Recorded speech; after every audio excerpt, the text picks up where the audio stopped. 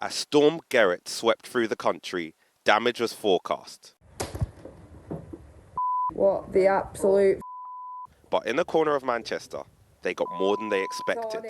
A tornado turning this house inside out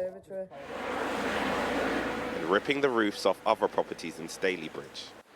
An extreme example of the poor weather that has put an end to any remaining Christmas cheer. So I was just sat on the bed and I heard this noise, this rumble. It just got louder and louder.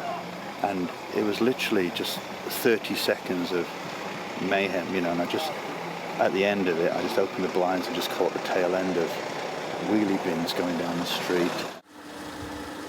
There were no reported injuries. Tameside Council said around 100 homes were evacuated, with officers out all night clearing debris and fallen trees, work that continues today. These winds are the strongest on Earth. Not saying that the one last night was, but associated with tornadoes, we see incredibly strong winds, and they can't really be measured as we would typically measure a wind speed.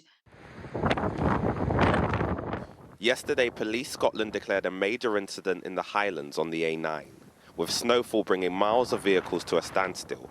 This morning, parts of the road had reopened, but others remained off limits.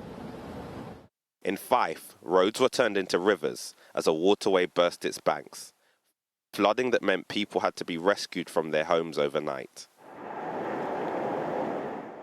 At Bristol Airport, plane landings were a struggle, with flights postponed here and elsewhere. Gusts of up to 80 miles an hour brought down trees and power lines at Fort William, forcing travellers to stay put. Flooded stations and trees on the track saw widespread cancellations across train networks. The Severn Bridge in Gloucestershire was also forced to close, with drivers across the country set to face difficult conditions over the next few days. There is a fair degree of surface water out there, so like I say, we're encouraging people to drive to the conditions, allow additional time to complete the journeys, take some essential kit with them, some water, some warm clothing, etc.